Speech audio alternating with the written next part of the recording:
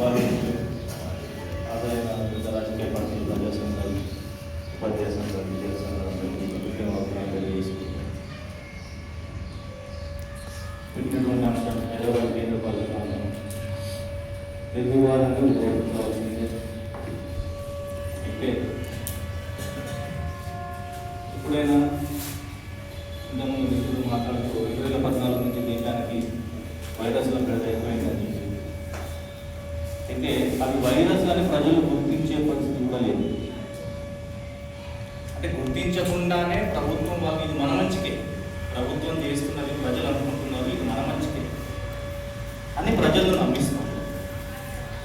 చాలా బిల్లులు ఉన్న ఇంతకుముందు మళ్ళీ దగ్గర ప్రస్తావించిన జిఎస్టీ బిల్లులు అంటే కేంద్రం తన ఆదాయాన్ని లక్షల కోట్ల ఆదాయాన్ని కోల్పోయి ఆ డబ్బును ప్రజలకు మిగిల్చడానికి మేము ఈ జిఎస్టీ సంస్కరణను తీసుకొచ్చినామని చెప్పి వాళ్ళు చెప్పారు. ప్రజలందరూ నమ్మారు. మనలాంటి వాళ్ళం ఆ రోజు మాట్లాడడం రాశాము. ఇది ఆ బిల్లు ఆ సంస్కరణని సమర్థించుకోవడానికే తప్ప వాస్తవంలో ప్రజలకు ఊరికేది ఏముందని ఆధారాలతో వస్తామని పెట్టాము. కానీ ప్రజలు మనం అనుకున్నట్టుగా మన పక్షాన్ని నిలబడాలి. అట్లా ఇంకొక ఉదాహరణ, వర్క్ సంబంధించి ఉమీద్ అని ఒక బిల్ తీసుకొచ్చారు. ఉమీద్ అంటే ఆశ. ఏంటి, ఇంతకాలం ముస్లిమ్స్ మత పెద్దలు వర్క్ బోర్డు ఉన్నటువంటి ఆస్తులను వాళ్ళే అనుభవిస్తూ ఉన్నారు. ఇప్పుడు మేము ఇస్లాంలో ఉన్నటువంటి మహిళలకు, పిల్లలకు, పేదలకు ఈ వర్క్ ప్రయోజనాలను అందించడం కోసమే ఈ ఉమీద్ అనే బిల్లును తీసుకొస్తామని చెప్పి వాళ్ళను కూడా నమ్మించారు.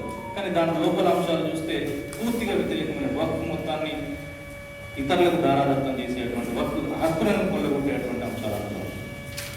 ఇట్లా ఏది చూసినా అందులో ప్రజలకు ఏదో మంచి ఉందని నమ్మేయడానికి ప్రయత్నం చేస్తాం. ఇప్పుడు ఆ నినాదంలో ఆ హైదరాబాద్ కేంద్ర పాలిత ప్రాంతం అయితే అని మనం రాసాం. కానీ వాడు కేంద్ర పాలిత ప్రాంతం అనే ఆలోచనతో రాదు. మనం అనుకున్నాక రెండవ రాజధాని చేస్తామనే మాటనే బాగా ప్రచారంలో పెట్టుకొని ముందుకు వస్తుంది. ఈ రెండవ రాజధానికి కేంద్ర పాలిత ప్రాంతం రెండు ఒకటి అనేటువంటి విషయం ఇక్కడ కూర్చున్న మనలాంటి వాళ్ళకి తెలుస్తుంది. కానీ తరగతి గదుల్లో చదువుకునే పిల్లలకి, గ్రామీణ ప్రాంతాల్లో ఉండేటువంటి ప్రజలకి రెండవ రాజధాని అని అర్థం. ఢిల్లీ దేశ రాజధాని, హైదరాబాద్ దేశ రాజధాని అంటే ఒక గొప్ప కాదు, ఒక క్రెడిబిలిటీగా తీసుకొని దాన్ని సమర్థించేటువంటి ఆలోచనలను ప్రజల లోపలికి తీసుకుపోవడానికి ఈ బీజేపీ కానీ దానికి ఆ ఉద్దేశానికి సమర్థించేటువంటి పక్షాలు కానీ ఆ ప్రయత్నం చేస్తాయి. కాబట్టి దీన్ని మనం ఇంకా ముందు తీసుకుపోయే చోట నా సూచన ఏంటంటే హైదరాబాద్ కేంద్ర పాలిత ప్రాంతం అయితే కాదు, హైదరాబాద్ రెండవ రాజధాని అయితే అనే దాన్ని మనం ఖచ్చితంగా ముందు యూటీ అంటే లూటీ అది వరకు అందరూ తెలిసిపోతారు. చాలా మంది దానికి అవగాహన ఉంటుంది. కానీ రెండవ రాజధాని అంటే గొప్పగా ఫీల్ అయ్యేటువంటి జనం అమాయకంగా ఉన్నారు. కాబట్టి దాన్ని బట్టి ఇక రెండవది తెలంగాణ ఉద్యమాన్ని ఎంతకాలం జరిగిందో అంతకాలం ఆంధ్ర పెట్టుబడిదారులు, ఆంధ్ర పాలకులు ఎదుర్కొన్నదే హైదరాబాద్ కోసం పనిచేసింది.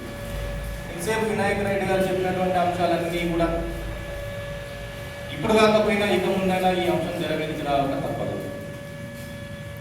కాబట్టి దీని మీద మనం ఇప్పటి నుంచి కొంత సమాయత్తం కావాల్సిందే. అందులో ఏ ఇబ్బంది లేదు. అయితే దీంతో పాటు ఇక్కడ ఇంకొక విషయాన్ని కూడా నేను ఇక్కడ ఉన్నటువంటి మేధావుల దృష్టికి తీసుకురావాలనుకుంటున్నాను.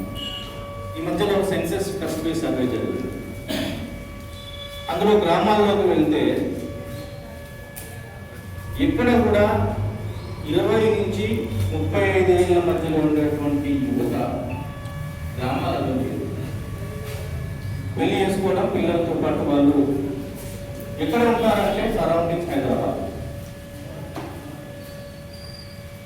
కానీ వాళ్ళు సర్వేలో ఇక్కడే ఆ గ్రామంలోనే ఉన్నట్టుగా ఎన్యూమరేటర్స్తోని ఒత్తిడి చేసి మాట్లాడి, అంటే వాళ్ళకి ఏంటంటే వాళ్ళు ఎక్కడైతే రాయాల్సిందే, నా కొడుకు అక్కడ ఉంటున్నాడు కానీ ఇక్కడే రాయాల్సిందే మనం ఇక్కడే ఉంటున్నట్టు చూపించాల్సిందే. ఇది ఒక్క గ్రామం కాదు. ఇప్పుడు మనం మాట్లాడుతున్న ఆర్ఆర్ఆర్ దుబ్బులార్ పరిధి తప్ప బయట ఎక్కడ చూసినా, ఏ గ్రామంలో చూసినా ఇదే పరిస్థితి. ఈ మధ్యలో ఈనాడు పేపర్లో ఒక అంచనా వేసింది. సెన్సెస్ ఫస్ట్ ఫేజ్ అయిపోయిన తర్వాత దాదాపు 36 లక్షల కుటుంబాలు హైదరాబాద్లో. ఇది చాలా ఎక్కువ. వాస్తవానికి 36 లక్షలు కాదు 50 లక్షల కుటుంబాలకు పైగా. ఎందుకంటే ఇప్పుడు మనం ఇప్పుడు చెప్పినట్టుగా వాళ్ళు ఉండేది హైదరాబాద్లో, కానీ ఎన్రోల్ మాత్రం గ్రామాల్లో ఉంటున్నట్టే ఎన్రోల్ అవుతుంది సెన్సెస్ సర్వేలో. ఏ సర్వే అయినా తీసుకోలేదు, అంతకుముందు తీసుకున్న సర్వేలలో కూడా వాళ్ళు హైదరాబాద్లో సొంత ఇల్లు ఉంటుంది, అక్కడే సెటిల్ అవుతారు, ఇక్కడే ఆధార్ కార్డు ఉంటుంది, ఇక్కడే ఓటర్ కార్డు ఉంటుంది, అక్కడే ఓటర్ కార్డు ఉంటుంది, ఇక్కడే ఉన్నట్టు నమోదు వచ్చింది. కాబట్టి